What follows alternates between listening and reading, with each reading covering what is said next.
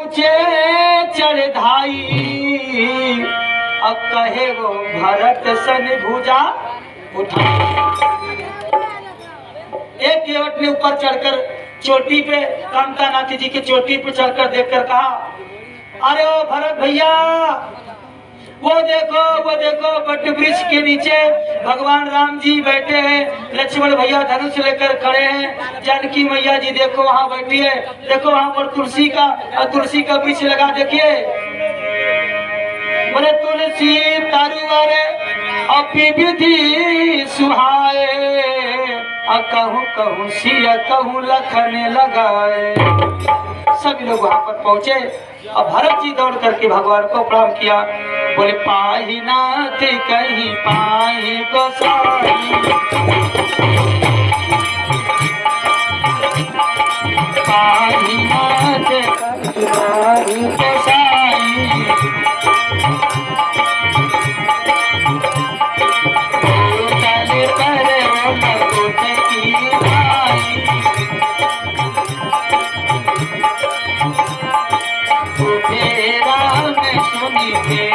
अधीरा कहूँ पट कहूँ निशान धनु तीरा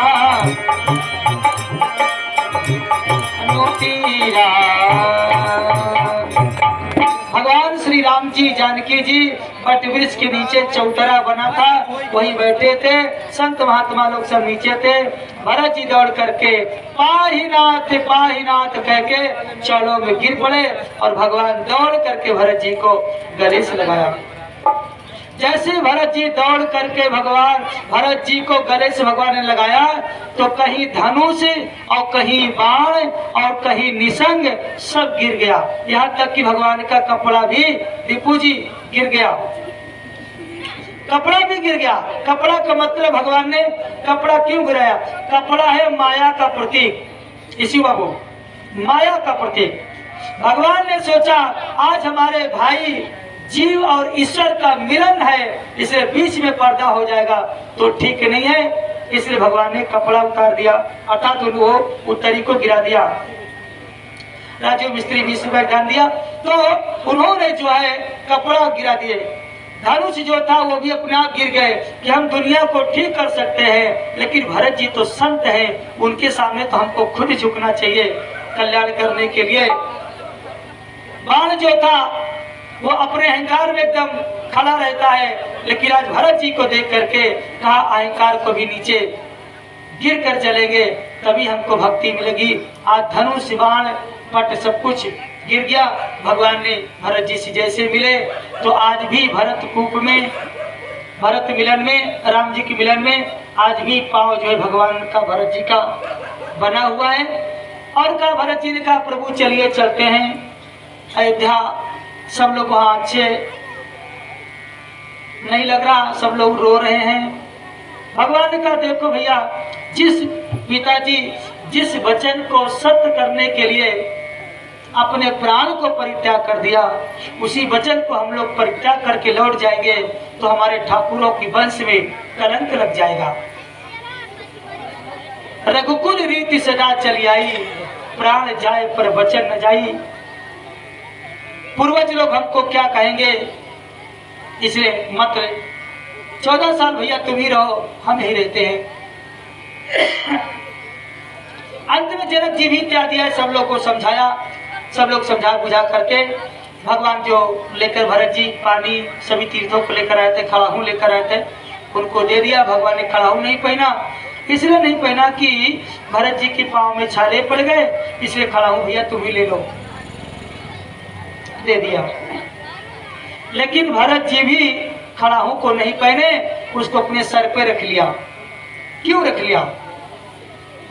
क्योंकि जब कोहबर की रीति हो रही थी कल विवाह प्रसंग में, तो एक सखी जो थी वो भगवती सीता जी की जूती को बढ़िया से सजा बजा के कपड़ा में और सामने रख दिया। राम जी से कहा जीजा जी आप इसकी जो है ये देवी के पूजा करो। राम जी का ये कौन है? सखिया ने कहा ये हमारे जनकपुर की कुल देवी है। इसकी तुम पूजा करोगे राम जी तो आपके घर में ये देवी बरकत करेगी। राम जी समझ गए तो सीता जी की जूती है इसमें। उन्होंने कहा ऐसा है, ये कुल देवी है तो हम कुल देवता हैं, हम इसकी पूजा नहीं करेंगे, इसको हटाओ यहाँ से। लक्ष्मण जी को कहा लक्ष्मण भैया तुम कर लो। लक्ष्मण जी ने कहा जो बड़े भैया करते हैं वही हम भी करते हैं, वो नहीं करेंगे तो हम नहीं करेंगे। तो एक ने कहा भरत भैया को दो, भरत जी को दिया, कहा दो भैया नहीं पूजा कर रहे तो आप ही पूजा कर लीजिए। बोले लाओ तिलक चंदी ने पूजा करे। उनको तिलक दे दिया, चंदन दे दिया, सिंदूर दे दिया, हल्दी दे दिया, चावल दे दिया, तिलक लगाने लगे, उसमें फूल छोड़ने लगे, ऐसे प्रणाम करने लगे। तो लक्ष्मण जी गुस्सा हो गए। अरे कहा इसमें भगवती सीता जी की जूती है, तुमको पता नहीं? अरे तुमको भक्ति करनी थी तो अयोध्या में चलकर कर लेते, यहाँ तो बेइज्जती करवा दिया आपने। भरत जी ने कहा भैया आज मैं जूती की पूजा किया हूँ तो कल देखना मैं जूता की भी पूजा करूंगा। तो जनकपुर में भरत जी ने भगवती सीता जी की जूती की पूजा किया। आज चित्रकूट में भरत जी ने राम जी की खड़ाहों की पूजा किया। वो श्री रामचंद्र भगवान की खड़ाहों को सिर में रख के चल दिए। प्रभु कर कृपा पावरी दीनी, प्रभु कर कृपा पावरी दीनी, सादर भरत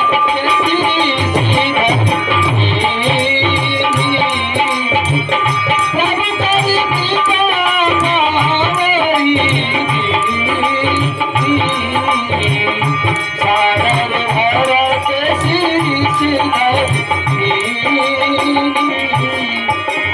चरण पीठी करूं नानी धानी के, चल झुक जामिन प्रजा प्राणी के।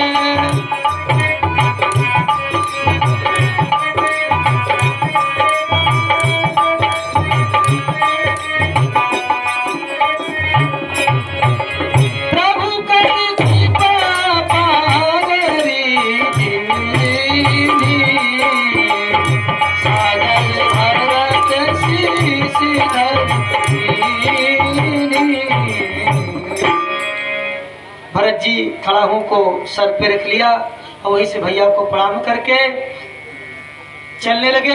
जो कुछ जल था वो भरत कूप में डाल दिया। तो आज चित्रकूट में उसका नाम भरत कूप पड़ गया। बोले भरत कूप अब कहीं है लोगा, अति पावन तीर्थ जल जोगा। आदरणीय बाबू श्री ईसु बाबू की तरफ से भरत चरित्र पर 101 रुपए का दान दिया। बाबू बहुत खुश रहो, प्रसन्न रहो।